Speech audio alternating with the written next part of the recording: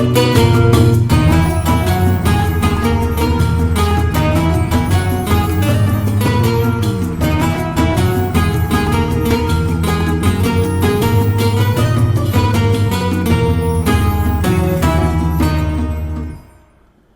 الله الرحمن الرحيم. الحمد لله رب العالمين، والصلاة والسلام على سيدنا محمد وعلى آله وصحبه أجمعين. بينر وبهور مندن هيجا ودلال أفدم وحمود موه بخير وخشيبن صلابن خدا لسروبن بناوي خداي دلواني دلوفين أمدس خلق كنوج برنامه أولوجيان دكن هروها خلق ما خلقك تايبته درهما انجمنا شورا د كونغرا اسلاما ديمقراطيك ده شبو خاطر يقو امناس بكن كاروباري انجمنا شورا د كونغرا اسلاما ديمقراطيك ده بشاوايه وهروها ارولا جني ده انجمنا شورا ده بشاوايه جبو فيكي ميواني خلقا مهنه ده ميواني گرانبوها وريزدار ده سريده ام ميواني خواه ما مستا عبد الكريم صاروخان ام خيرات ندنده ام جر بجن تبخيراتي بريز عبد الكريم صاروخان ريفا بري كونغرا اسلاما ديمقراطي ونصاب خير خود الوبي سباسيا وتكنج بو في ميفانداريا وجمرة ميفاني مي ددوا ريزدار اميرة عزو ام جر بجن تبخيراتي برنامه اول وجيان صاحبي ما مستاخر خود التبي سرجاوا قلكي بخير شخوا امي هرن جمي فاني خويا كمين بريز عبد الكريم صاروخان كونغرا اسلاما ديمقراطي دنا وارو كاويدا انجمنا الشورى هي ام تخوازن ام ناس بكن كاروباري ان اركي انجمنا شورى كونغرا اسلاما ديمقراطي ده بتشاواي يعني بريز دست پی بکم دخوازم جبو شهید سرساغی مالباتی وانا را دخوازم شفای جبریندار را وشخوا بگوتنا بناوی یزدانی دلوانی دلوین دست نرخاندنا خواز بکم کنگره اسلام دموکراتیک شخوا شاخه کی شاخه اولن خدایی ایکود باکو روجلاتی سوری ده هنه جهه خوشی ده مجلس اولو باوریا ده دگری تمثیل اولو باوریا شاخه اسلامی کنگره اسلامی تمثیل دکی لکه لکه خرستیان هنا ایزیدی هنا زردشتی هنا علوی هنا ویجاری ریخستنا کنگره اسلام دموکراتیک شخوا بشوی ریخستنی هنا ایکو کاروبار خدمت بریفت بن و بشوی گشتی گو علاقه داری د آلیه سیوانا گشتی یا شیورمندی اسلامی د باکو روجلات سوری ده خواته ده دیگری اوجی مجلسا شورایه جبروی که انها ما جوینه کی برفره لدار خست مجلسا شورا هسته هیوا جاره که او جوین تیل دار خستن چند روز در باس بون جبو جوینی مجلس الشورى د دربار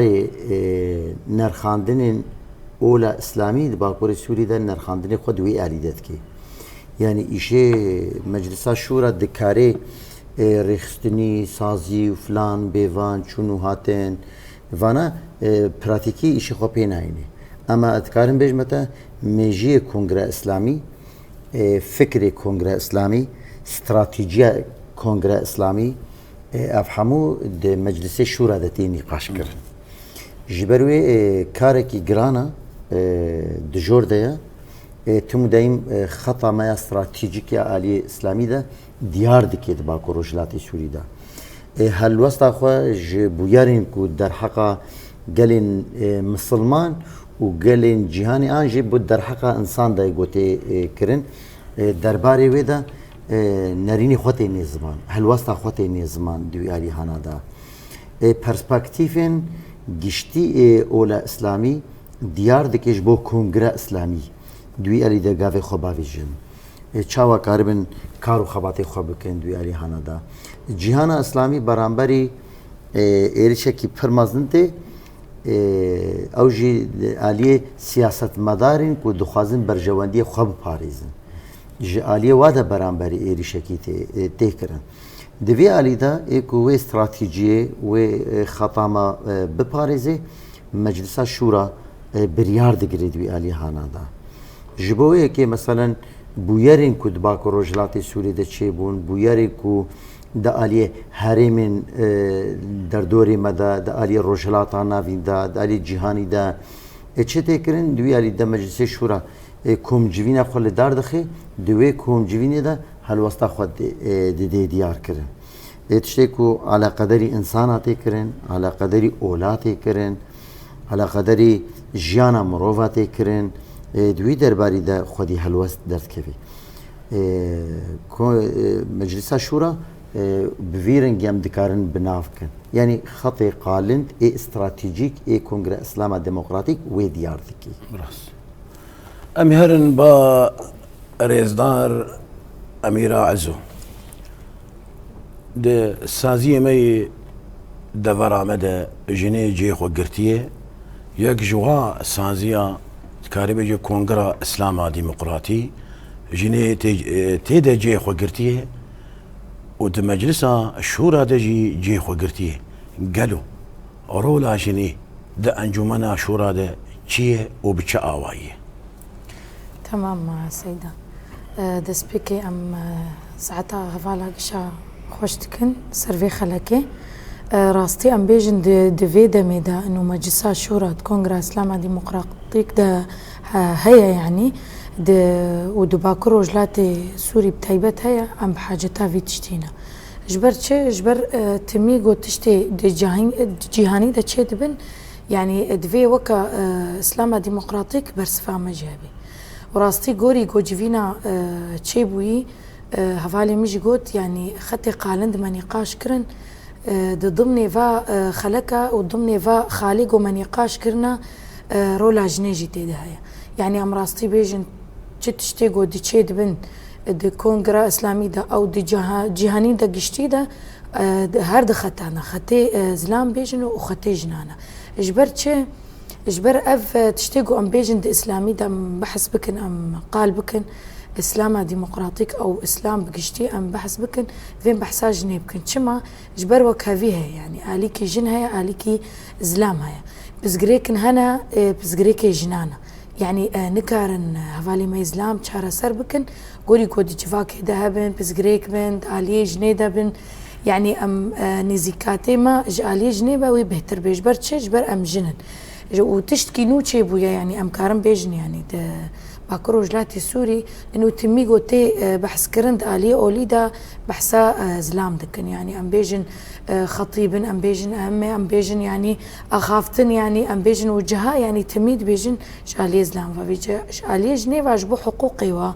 واخافتني وابكن دفي ام الي جني دجي كار بكن شبر قلك بس غريكي وهنا وك ام جن ام ايش يهفدو ناس دكن يعني وك جن كس ايش عيناس ناكي جني بيفا بيجا ام دفي خطي دا كار دكن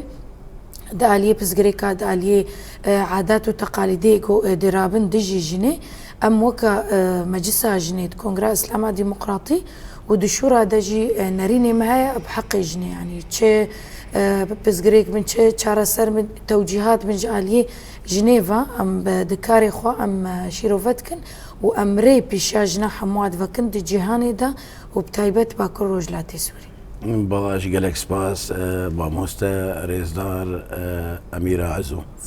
أمي هرن با ميفاني خو بريز عبد الكريم صاروخان وقو أنا مع مستجي آني زمان دجفينا وي داويدة وقوتي وبهف بحركر روشا قو إيرورو أمتيده نارينا أنجمنا شورا چی؟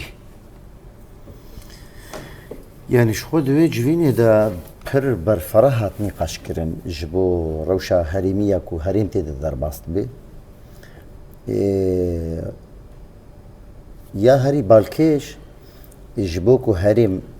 نوي ليستوكا شركي نافخوي يان جي شركي نافبرا اولادا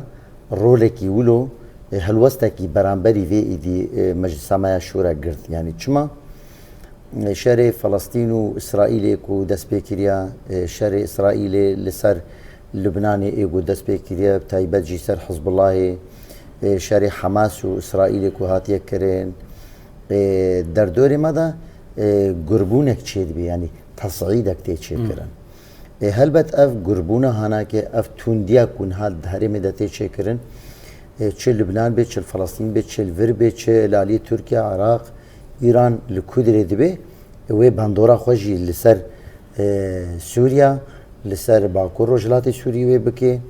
لسر مروواتی دوی هرمی د باندوره کی پرمازند کی جبوه که ام گرک خودی تدبیر بن برانبری وینا ایدی او راستیا وی شریک و درکتی ام تین نظمان دنا ناس کرن یعنی ایدی جبوه کسک فهم نکه شرکی دنا برا مسلمان و یهودیا ده جبوه کسک فهم نکه کو شرکی اولایا نشری اولایا شری کیس پرستا و برجواندی پرستا یاد به هرمی ده شرکی سیاسی تیکرن یعنی دباوری ما ده جبو کو قریزا کو جهان تیده جهان دکی به تایبت نظام رأسمالی عالمی ازماگو کتیه تیده یا کوش خورا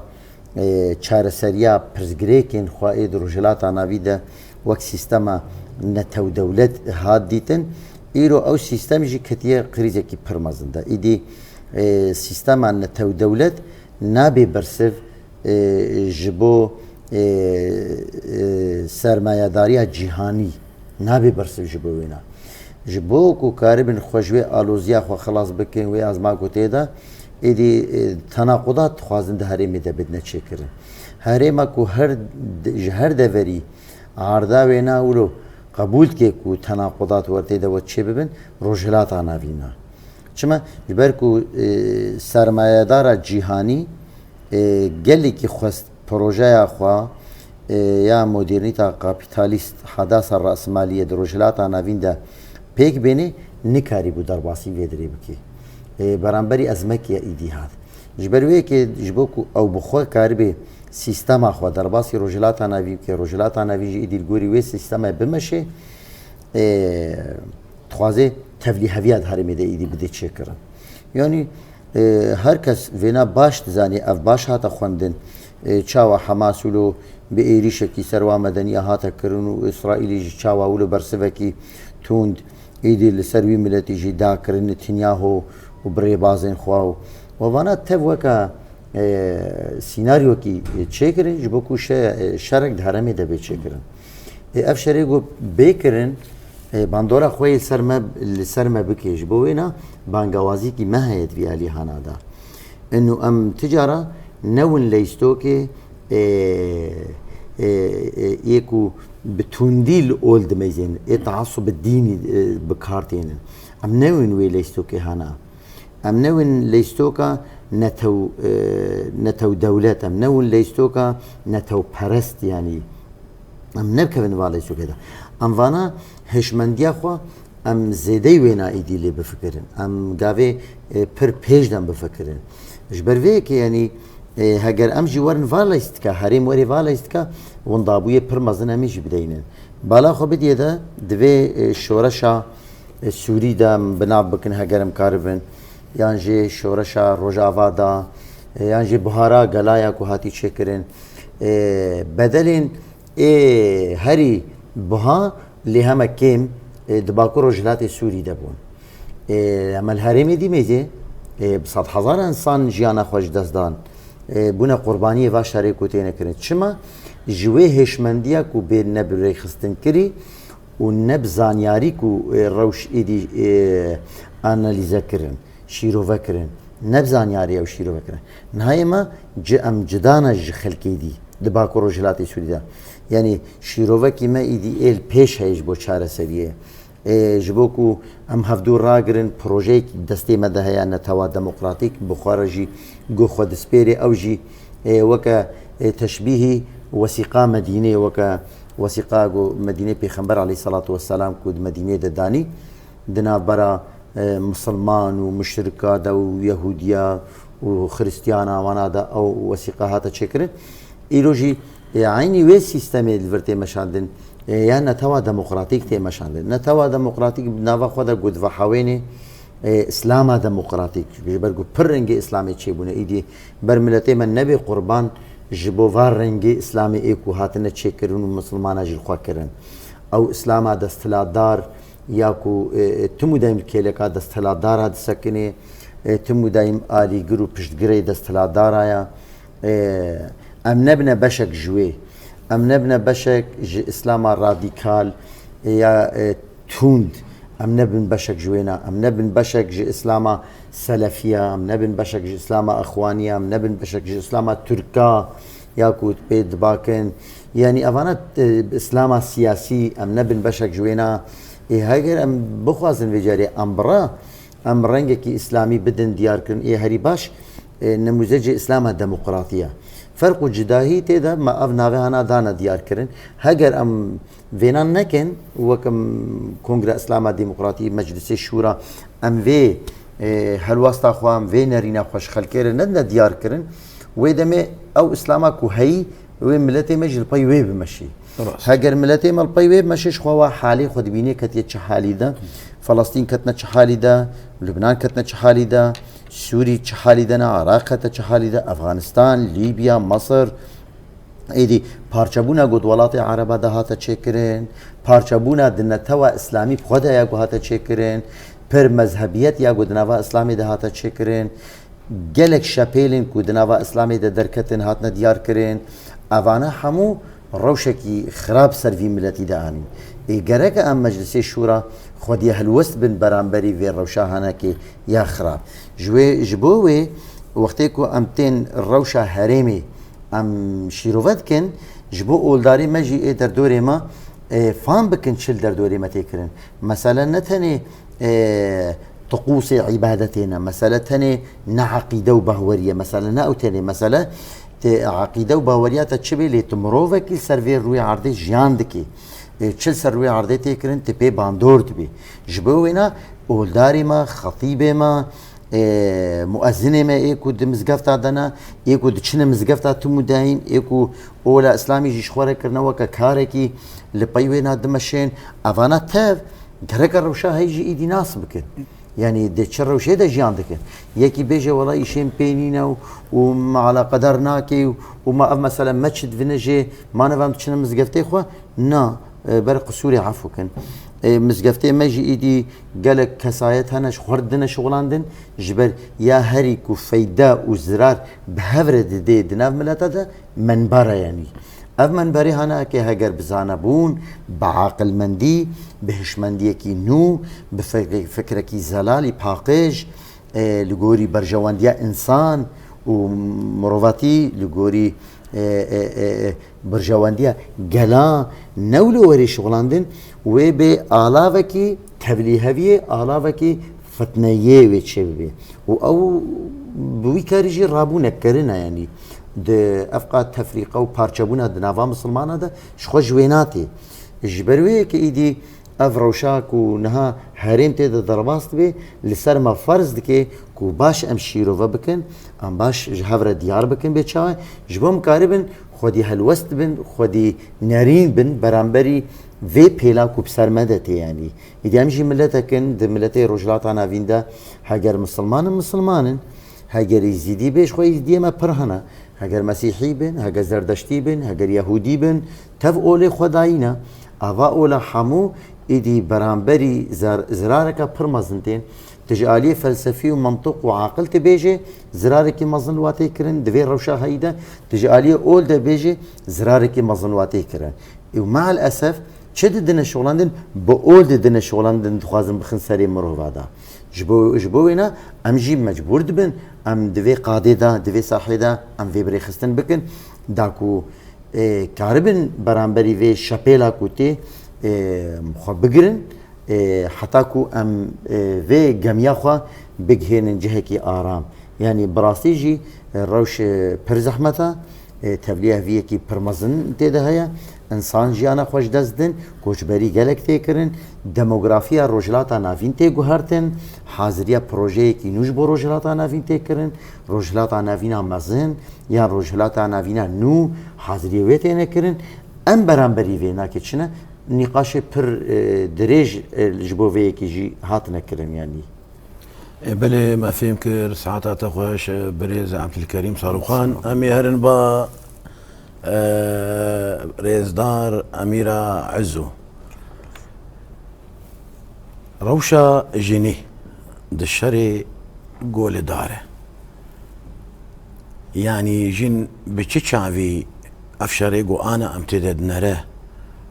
وك بروجاكي ان وك شارع سريكي جه فيبس جريكي تشد بينه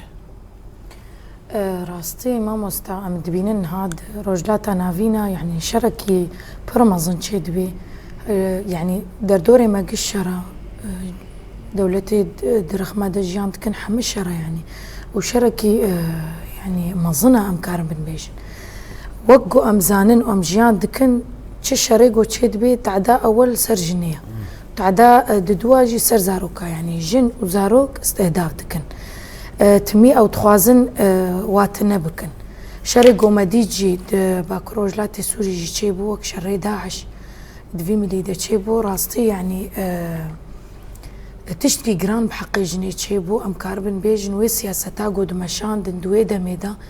راستي او تخوستن جنيمه بكش يعني جناب قشتي يعني بشكينن طبعا افتجي دي جيهاني دا قشتي بلابو مسلا داعش مسلا تنظيمات جو تشيكرن مسلا جو جنت هفلي ببون او نا راستي تخوستن اش كان عندنا كشي بي راستي جبوي تشي جبوي تدي باندورا الجواكي بي اساسا جواكي مال باطا اساسا مال باطي جنا اختاش كان عندنا شي دبي جفي جنيرة او مال باط دوشي تعدا يجي الجواكي دبي يعني اساس نامين جبرقو او اساسا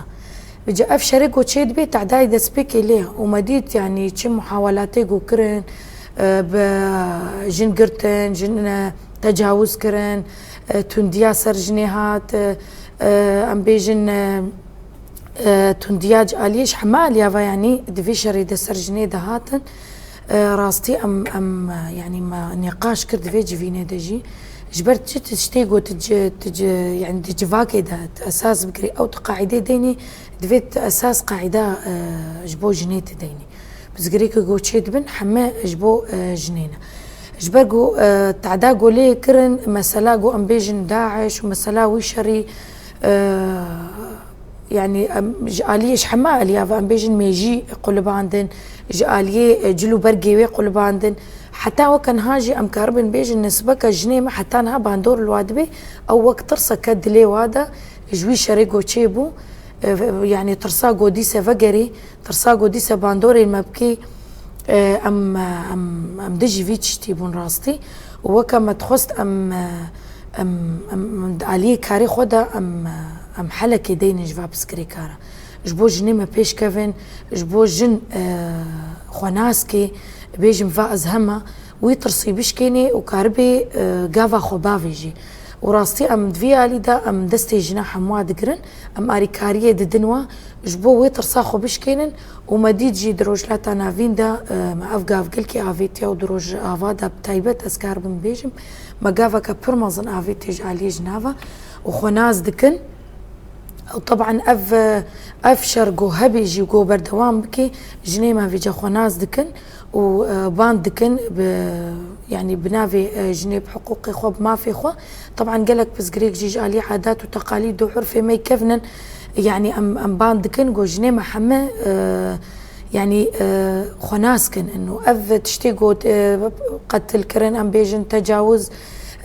قركن يعني تخوازن جنيه تنبكن ام كاربن يعني ام بانكن جنيه جو ما في خناسكي تشتن هنا كان دامايا ام نكارن فشيرن او ديروكيا بس تشتن هنا ام كارن بيجن اسلام سلطوي يا دسلادار تخوازي الماء فرض بكي وكجن ام جي ام دكاري خدا مجلسي خدا ام كارم مجفينا خوجي ما تقول انه ام دي جي في تشتيبن دي جي في اسلاما قوت خوازي جنيه بشكيني جبرقو اسلاما راست واسلاما وكفي نولويا اسلاما باندكي يا راست يا جنو زلام بهفدوره كاردكن وديجي تنديه وديجي تعصب ديني جي ام كاربن يعني مروف كاري بيجي وقو ما مستعب الكريم اني زمان شو خواستكا كونغرا اسلام ديمقراطيه كمين وقوتي احياء بيمانه مديني نولي وتدنري دور دجي وقوتي بندك جوابا دا بذمة الله واحدة يجير عليهم أدناهم ودفر جداي نخزنا برا جن وزلام ده وتحمو بندي خودشي جيتي خويا كرن كونغرا اسلام ديمقراطي نرينا كنويه بوكهفيه لجن وزلام دميزينه وبوكهفيه جي ما في واد ميزينه وارك وما في واجي هروها وكهفه لبلي وك شار سريكي بروجاكي جي روشاغو امتيدا ياشر كوك جن تي شار سري يان بروجا دفيدر هميدا دانينا ما مستر هري ما مستمعنا ام كاربن بيجن يعني تشبر ياريكو ام درت خنج مجلس شور هذا نرينا كا وكافيدنا برا زلام ده يعني نرينا كا بقشتي ام درت خن ام جفاكي قشتيره درت خن وكجن وكزلام تشتن هنا ام كاربن شارة سربك جالي جنافة وجالي جفاكي دجي حمى جبر تشلو جبر ام كاربن بيجن دما بيخبر عليه الصلاة والسلام رولا جني هبو بس گۆری ام بيجن دوا ساڵێ چوویدا دوا 1400 ساڵ تقریبا هەیە هات بەشارتن ژالی ژنێڤە بەس ڕۆلا ژنێ دەما پێخەمبەردا هەبوو ئالیێ سەیدە خەدیجە ئەم کارم بێژن ئەلیێ و موسەلەمە نەرینا ژنێ هەبوو بریارێ ژنێ هەبوو دوێ دەمێدا هاتن چەوساندن ئەم کار بن بێژن دوا ساڵێ گۆ شەر بوو و دوا شەرەی گۆچێ بوو دی جیهانێدا هات فشارتن ام تخوازن نوكن يعني تشتيقو بيخنبر قوتيا ام نوكن وجي تقوتج عليه ميثاق المدينة افتش تخوياي يعني ام حموي بن سيا ميثاق المدينة ام دبيجنجي عليها هرد عليها ام وكافي تشي حقي زلام ذهبي تحقي جنيه ذهبي اجبر هردك دجفاكي دجيان تكن بهفدوره يعني وقوتا اني زمان جي دما بيخنبر دا سلافن خدالي تدنري جنيه رولك برمزن د سركفتنا اولا اسلامي دا ليست ميزي مثلا شهيده يكمين جنبو دكتوره يكمين جنبو ايجو بيهتر بيخنبر باراس دماغو او تشنشي حيز لاما ويري خوزي برحمه وخدا الي جناوي هم بيسكر وقوتي وي باراسن نشنقو بقاسي سري درزيه زرار بقي جدجي وقوتي قرآن الجم جنيبو وتنريجي يعني هرواجي جنيرو لك برمزن ليست ليه ما خابنش بيخنبر وفرده وقوتي افتمام شون آضا شون بأغراق خده انا وقوتي ون كاردكن ورولا جني وقرين وقدا ما بيخنبر سلافن خدالي وخورترجي ان شاء الله وامجي وقوتي ام بهيفينه قورول اجني ايرورو جبريجي خورتر ببي وام وقو شاو ام ايرود نرن بجن شاقداره ده قادا شرده ده دسبيقه ده قادا شرده لديجي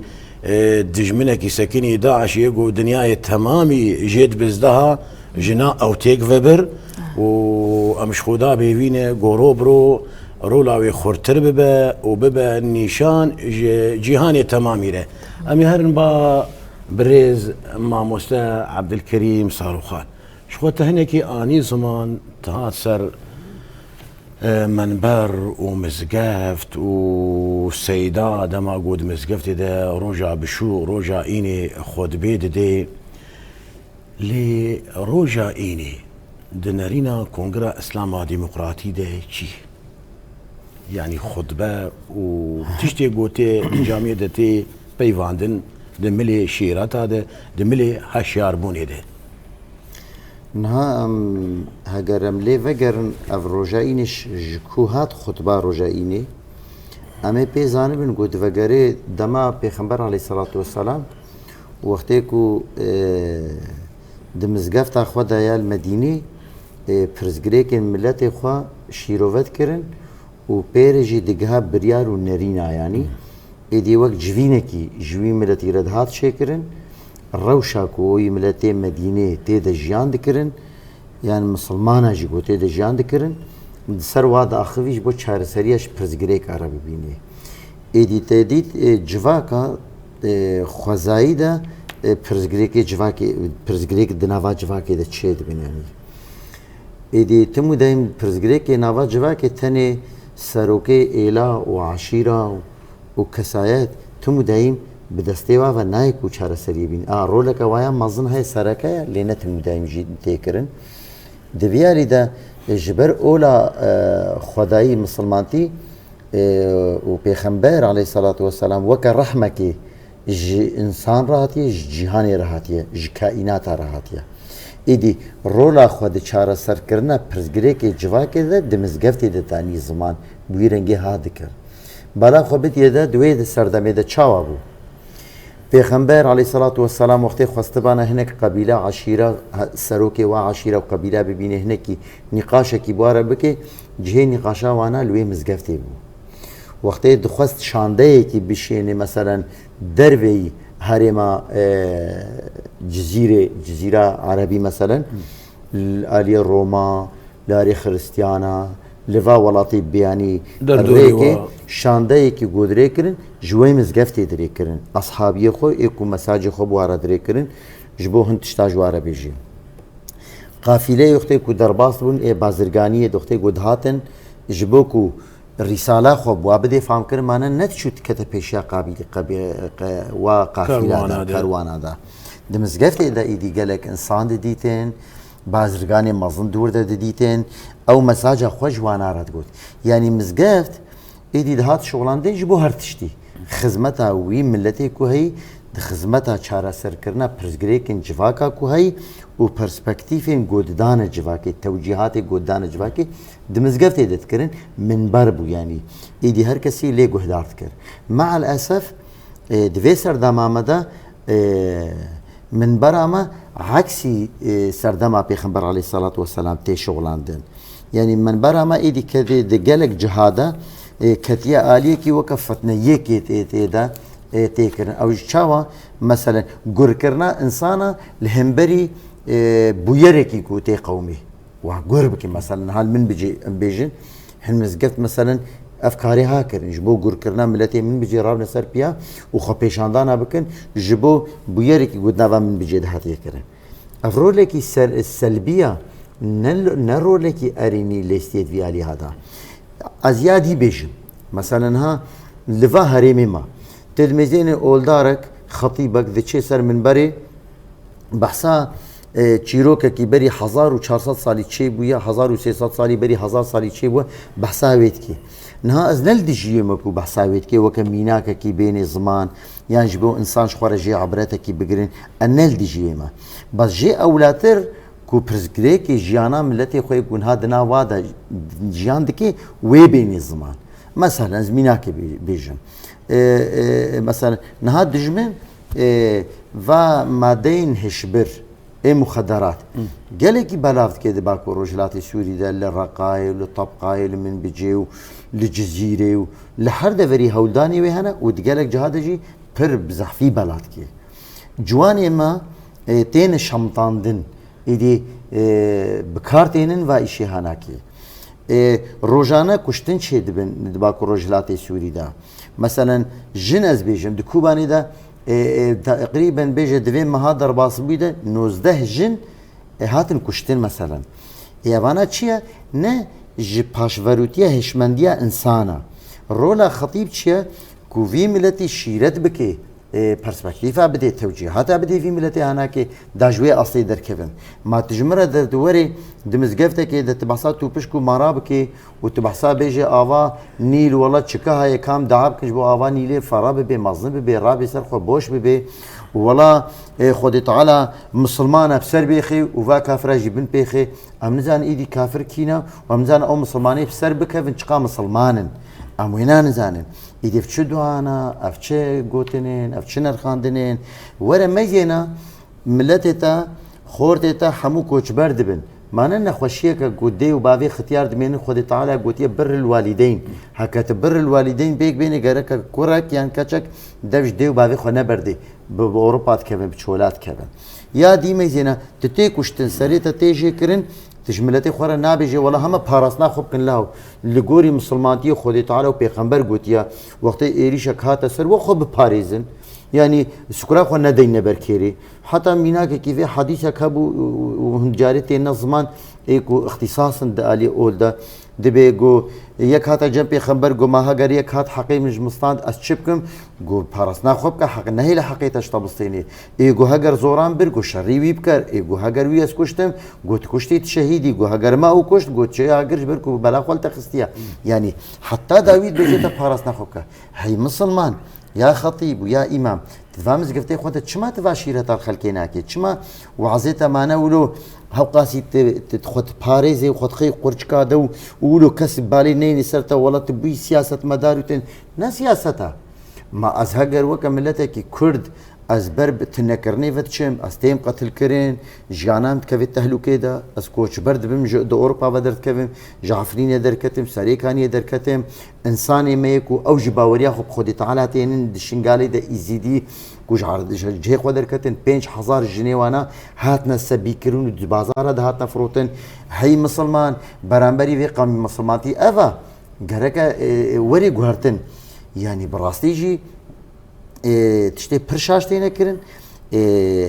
باندورا اسلاما دستلادار باندورا اسلاما سياسي زحف الخطيب امامي ما كرنا جبرويكي شاخكي بر فرد الي جفينا مدى يا مجلس الشورى ما افني قاشيها كرن ايدي ام خطبه خو لغوري بويري قوم تيد جاند كن ام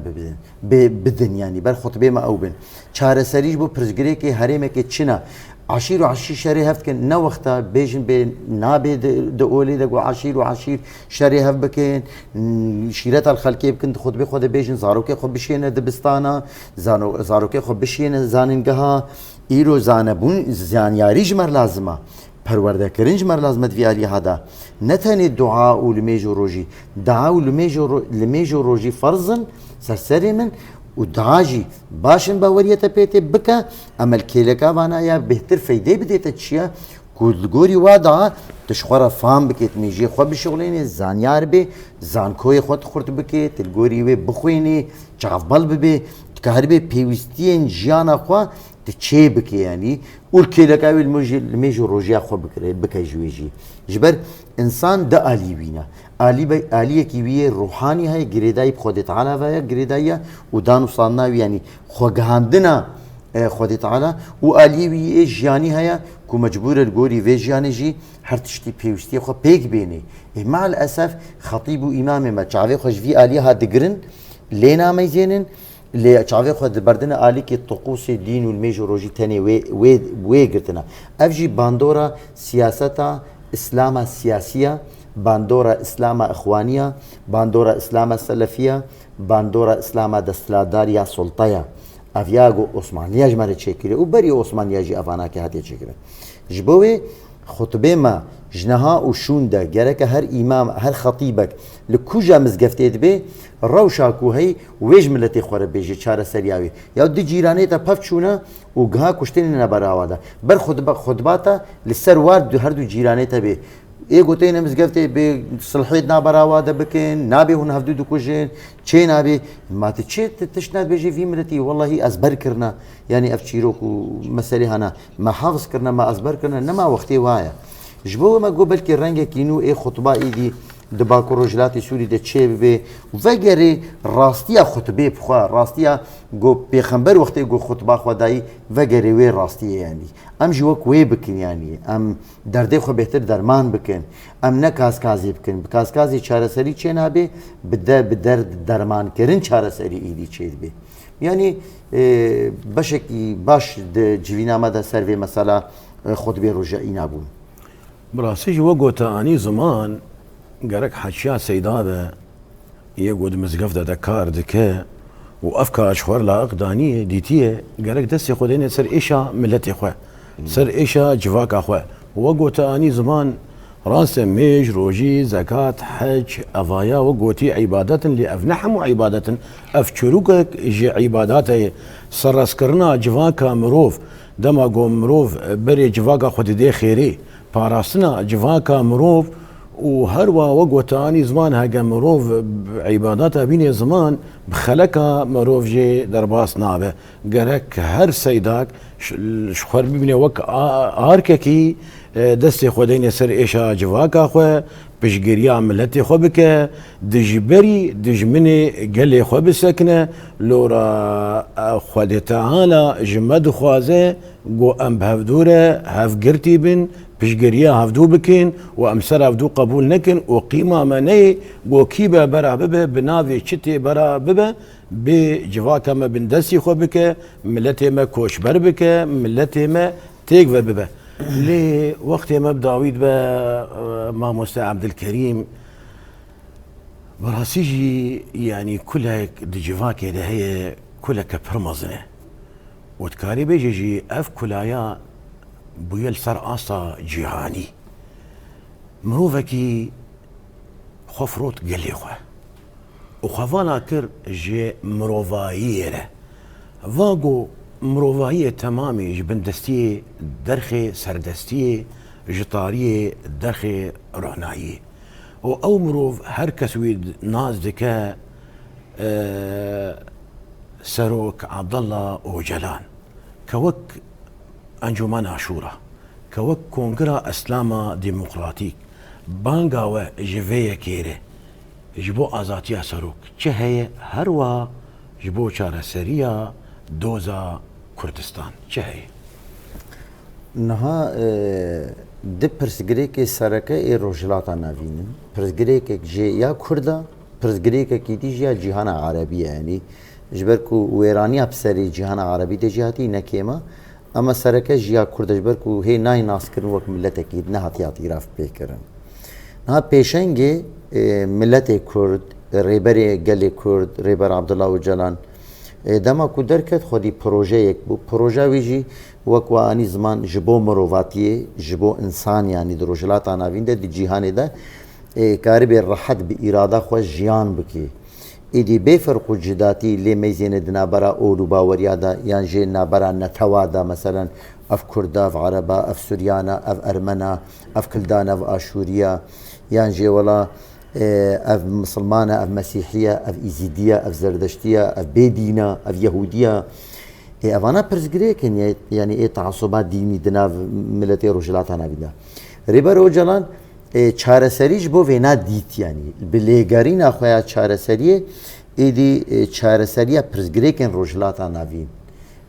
داد يار كرن جبركو چارسريه برزغريكن روجلات انا بين داد يار كرن او خوجي وك پیشنگي و چارەسەریە دیت ئیدی هێزên هەگۆمۆنیک جیهانی دەستدانی سەر ڕێبەر ئۆجەلان ئاوێتن زندانێکی دە 26 ساڵ دەرباسکردنش خوێنها سبە بیرانینە قۆمپلۆوە ناونەتەویە دەربارەی گەلێ کورد و گەلێ ڕۆژهەڵاتە ناوین بگشتی دەژی بیرانی ناوێژ بەرکو نهێ جۆتمهێ رێبەرتی ئیدی ji سووری دەرکەت حتاکو چار هەیڤە پشتی چار هیوا هات گرتن ایدی ترکیه د زندانکی د دمینی ریبر اوجلان یعنی هم وک مروه کی زانیار دروجلات اناوین د تین اسکرن لګرینه کی ازادي او اراده بو ریبر اوجلان یکو سری خو پر ایشانج بو چاره سریا دید دنابرا چار دیواره د 26 سال چی بو ام وک مجلس شورا مثلا زانیارێکی مسلمان الکودری چ پێوەرێ ئەم گەرەکە بەرامبەری وێ ئەم خۆدی هەلوەست بن مەسەڵەن چ بێژن بەرامبەری وێنە چما زرارێکی مەزن لێ بوو فلان بێوان مەسەلەن چما ئینسانێک لە کودرێ وەری قەتلکردن ئەم پێ تێشن یعنی د مسلمانتیە دێژی پێخەمبەرژی عەلەیهی سەڵات وەسەلام د حەدیسێ خۆ دەدوێژێ گەرەکە مسلمانە نەکوژن مسلمانە نەئێشێنن مسلمانون هەموو برای هەبن برایمەی مسلمان چما تم دایم ئەف مصطلح ئەف تێگە دائما تێ زمان برایمەی مسلمان دەمێکی مسلمان هەموو برای هەبن لێ مع الأسف براکی وا مسلمانە براكي مليارك و 250 مليون مسلمان برايكي واد حبس و زنداني ده 26 سال درباس بونا هركز جيشوال براي خود ميزيني بيدنگا بهلوستا افا مسلماتي باورناكم اف مسلماتي كي راست بي افا مسلمانا هگر خوش باور بنكو بمسلمانتيا خو كربانا وي سريخ وهلدا برنبري في بويا راهيا كو تيكرن افدالي خويكم مسلمان ريبر او جلان مسلمانكا دزاروكتيا خو دجي خوندنا قرآن دكر وكفقهكي لجمالاكي بو يعني جي فام دكر يدي ما مستوي ملايك ودرس دايدا پر بهيفي بو جريبر او جلان دزاروكتيا ويدي جياني اويكو اوقا سريخ ويشان جبو درديتا برزگريكا دبيني مثلا تختورك تي اولا تختور چبه بره ببي جا ألمانيا بي جا أوروبا بي جا أمريكا بي جا شامي بي جا كودي بي تنابرسي أولوي تختوري چيا چما تيتا معالجات كي تيجي چه جموي تختوري معالجاتات كي تنابي ولا أفچ كسا أو چه ديني چه بي چه پرزگريكا مشكلة تونه تچه معالجا خوا باشا وجاري تتعاملي جي بيتكي اي باشا او جانا جي پرزگری که چارەسەری بینه ژنەخۆشیە ڕۆژهەڵاتە ناوین رە چارەسەری دیتێ و لێت خەبەتێ ji بۆ وێ تەکۆشین دکێ ئەوێ گۆ چارەسەری دیتی تەختۆرێ وێ پرزگرێکەیە چما تەختۆرێتە تێ گرتن تقبول دکێ و تلێ ناپرسێ ji ber wê کە گەرەکە ئەف جیهانە ئیسلامی بگشتی بەرامبەری وێ خودی هەلوەست بێ یاد دۆ جیهانە ئیسلامی دەینە عالیکی مرۆڤاتی ئینسان وەختەی رێبەرتی دبێژێ ji بۆ ڕۆژهەڵاتە نەوین ئینسانی ڕۆژهەڵاتە نەوین دقريزه د جاندكي انسان دبنا قربان اشاره شري دنابرا هيزن دستلادار دا مانا گرکا او شرنوي کرن جبو پرزگريكا فلسطين و اسرائيلي گرکا چاره سري چه بي او جي انسان او جي انسان يعني گرک انسان نکوجن اوي کو دوزا ما في توك مروف دكي دنابرا چار دیواره ده گرک دوباره بري ويجي خودي هلوست بي تبيجي از وك انسانكي جبو في مروفي از قبول ناكم 26 سالي ويد حبسه ده معايا قانون جهاني قبول ناكن يعني قانون جي ايدي در باس كري مثلا انا ويجا فما بالك ورقوت كرد بي غرك كرد چلو بي هاگر عربك هاگر خريستيانك هاگر يزيديك هاگر زردشتيك بدنگه کی باكش بو آزاديا اوجلان غرك كرد ده دنگه باكش بو آزاديا اوجلان تمثيلا پرزگریکا گلی کردی که به تایبت دست بیکی داشی یعنی از وی بیجم جبو تدوی حبس و زندانی داشت بو وی گلی چما تخودی به نخودی هلوستی برام بریوینا چما مسلمانی جهان تف ترکیه بگرا سوریا بگرا مجلس اسلام سوری سعودی مصری دنیا هر کسی چه بو یرک چه دبی جبو وینا داخویانی دادن ایریشی متکن یکیتیا خوشت کن او مسلمان دعات کن جبو ایریشا وان السر مهر سری وقتی گو ایریشی عفرینی کرد باشا نونری کی تای کردا دنا برا 4 دیواره ده 26 سال چی بون چماش بو ویناته به هلوست به گرک خودی هلوست به وجاری مجلسه می شوراجی یعنی مسئله کی هبون نبونیا ملت تای مسلمان دباكر رجلاتي سوري ده تف مسلمانه والمسلمان كي خد ميزيني لمفكر كي خد ميزيني لزانيار كي ميزيني لعاقل مند كي ميزيني لفيلسوف كي ميزيني لانسان كي ميزيني 26 سال در باسبونا جرك مجلس الشورى ناخذ هالوست بيجبوينا بلي جرك خد هالوست بي لمع الاسف انسان هنا دخوازن بروفاجي بكن في بخن اطارك السياسي ده مجلس الشورى وعبد الله وجلان باشا عبد الله وجلان نجفي اخيا نجفي ملتيا نبني نري بنجي 6 مليون كردي مسلمانه وكردي ايزيديا ونونري برزغريك جواكا رجلاتا نافينا تشماتي بي خدي نخدي هالوست بي يا راستي افا غرك خدي هالوست بي بو ويكي دفي سالفا غريدا بنافي مجلس الشورى اسلامي باكر رجلات السوري داخوازيا خوستك اما داخویانیا خوام دبیجین گرک عبدالله اوجلان آزاد ببی ایدی جنابرا 4 دیواره در کوی یعنی بس ایدی حتی وینا ام وک کنگره اسلامی و مجلس شورا ام وید بانگوازیا خود باکن نهایش دبیجم صبا یعنی هگر چالکیه کی آرامی راحتی مثلا هبه هرکس دنگه خو هلدی بيجن بيام قبول ناكن مثلا امجي تبريد بينكو اوجانا وري بردان وك زانياركي روجلات انافينا فيلسوفكي روجلات انافينا غيرك وري بردان مخواست از في بين مزمان في درباري ده قالك سباس وقتی مجي بداوي بو وجا قوتنا ماموستا بريز عبد الكريم صاروخان من هذا ام قوتنا ايوب السكنين لقوتنا داوي كوك جن چه چالاکیه و در همه آزادیا سروک ده هنه اتزاني راستي سيدة ام كاربن بيجن بريز عبد الله وجلان ام تقاسي بحث بكن ام تقاسي بيجن وك جن ام خلاصناك راستي خلكك ودوا خلاصنا بي جبر ايه كمين جالي جنيفا جالي باوري بحقي جني بريز عبد الله وجلان بو تشكسيغو جان كري دي جيهاني دا تشتيغو ام يعني ام بالدك شينن كسي روجا كي بحساب صغري كي جنانا كريه كسيرو كي باوري ندا جني وكا بريز عبد الله وجلان راستي او تميد بيجيد از كيمد بيجن بحقي جني جبر تشجبر او باوره بجني وتميجد بيجيد بافشور الشورش جني امجي وكا مجلس جني دي كونغرس اسلام ديمقراطيك ومجلس شورى مجلك اني زمان يعني ام كيمن بحقي في مروفي يعني مجلك تشتكرنا ام كاربن بيجن وقت جيفيني برفرا ام كاربن بانيلا ام كارن جالي راغاني ام جلكي باندكن وهيمي بان بكن حتى ام بجن ازاديا فيزيكيا ريبر عبد الله اوجلان ام كاربن بيجن دوش يعني شعاري قود جيهاني دا بلاف بويه جنجيان ازادي اي بين بانكر بريز عبد الله اوجلان وقيا جيهاني يعني تماما هم كاربن بيجن حمى باندكن في شعار يجبر او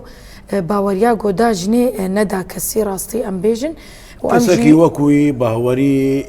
ندا جني وكسكي وكوي جي بشجريا جني نكر وإيرورو ام دنارن ريا فكر وفلسفه سروكاتي ده جن دفرا مدى يعني تكاري بيجي چه كرد به چه عرب به چه خريستيان به چه جنا قود دفرا مدى جيان دكا تدنري فكري وي قلقي بيشكتيه وبويا هفساروك ده حموسا زياده وجنا ايرو رول روج افاغو جيان دكا كاري دولتك بريفا ببا بافيكا فكر وفلسفه ريبر عبد الله اوجلان بلي ماموستا عبد الكريم صاروخان ام سباسياتتكن غويرو تلما بو ميفان صعب سباسيا وجدكم وام سباسيات جدكن ريزدار اميره عزو غوتي ايرو لما بو ميفان سباسيا وجدكم سيدة قالك 19 بلي بجدار نيجا ودلال الطماشافاني روج آفا تي في لفيدري خلقها مبداوي دبا حتاني بخلقها كدن حتاني بمجارة كدن وانت خير وخشية دبن والسلام عليكم ورحمة الله تعالى وبركاته.